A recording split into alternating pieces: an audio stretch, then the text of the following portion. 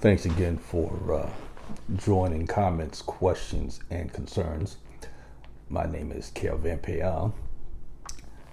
Another topic me and my military buddies were discussing was that we talked about illegal immigration and how it has become a huge situation here in America. It's been that way for actually decades. I honestly remember Ronald Reagan talking about it and saying how much of an issue it was way back when. But I mentioned to him that I've also noticed that even though in many videos you might see on YouTube or other social media mention that there are very, very large populations of Afro Latinas down in South America, Central and South America. In some countries, they're the majority. I mentioned how it looked like the majority of the illegal aliens that are coming into America look like the people from Spain. They look European. They have the lighter skin.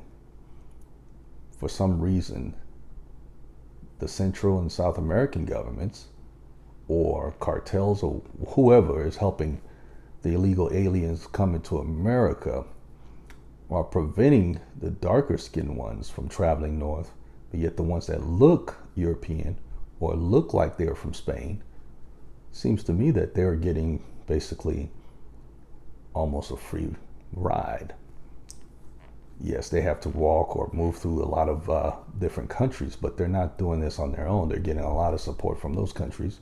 Some of them are getting bus rides. Some of them are paying for what they call coyotes to sneak them into the country. But again, I mentioned that I have noticed that there's discrimination going on in that illegal activity as well. So I'd ask him, why you think it's that? Why is it, especially now? Now, I do realize that during the Trump administration, he did not give a damn who you were. If you were illegal, he didn't want you in here. And in that aspect, I agree. I agree with Donald Trump on that one. That you have a legal system of getting into America, and there's a lot of people waiting in line.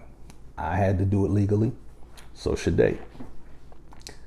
So to allow tens of millions of people to illegally come into the country, and then of course, as a nation, we have to provide for them their education, meals, health care.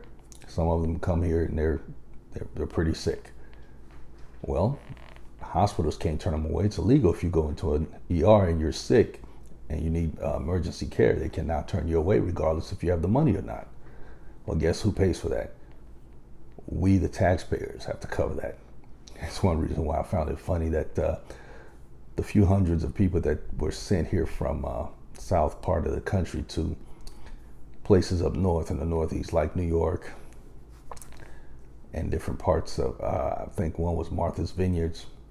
Well, those people up there had a fit that these people were bused up there so they can take care of them and provide for their needs, their meals, places to live, and especially their medical care.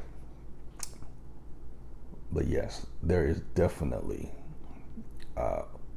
what I would call, it's not even, I thought it might have been maybe just bigotry, because there's a difference between being a bigot and a racist. In my view, a bigot is someone or anyone that just feel like that their skin color or their ethnicity is better than the other groups out there just because of their skin color, period. Well, a racist is more of someone that has the power and control, a government official, a large business owner or a small business owner who only decides to hire certain people of a certain ethnic group or skin color because he or she believes that they're better than others.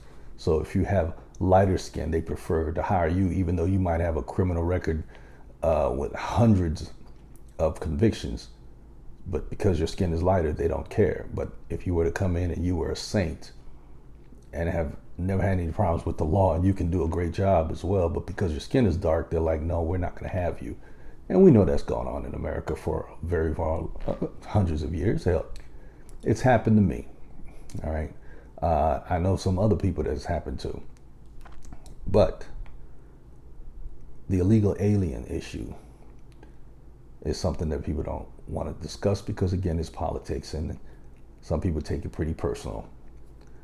I've wondered for the longest why Cubans of all shades are allowed to get into America just by putting a foot in America. I understand that's the way the law is written, but why the Cubans are allowed to do it, but if you're of Haitian descent from the island of a.k.a, where I was born, you get sent back if you're here illegally.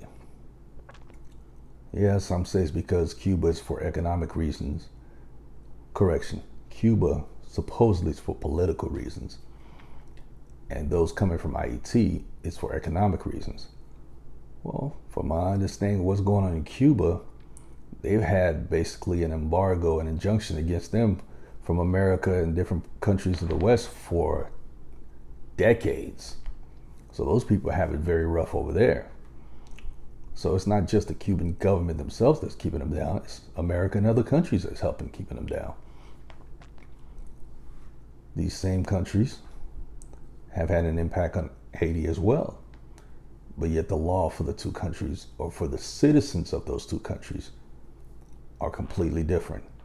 But then I have also noticed a lot of the Cubans that are allowed in, again, look like Europeans or people from Spain. They don't look like a lot of the people that come from Africa. And that's a fact of the matter. So, what do you think? We would love to hear your opinions, and we'll definitely discuss it. So if you share something that we feel like, hey, that makes sense, and your logic is strong, we'll definitely give you credit for it. So until then, thank you again for joining. Comments, questions, and concerns. Again, my name is a.k.a. Until next time, be well.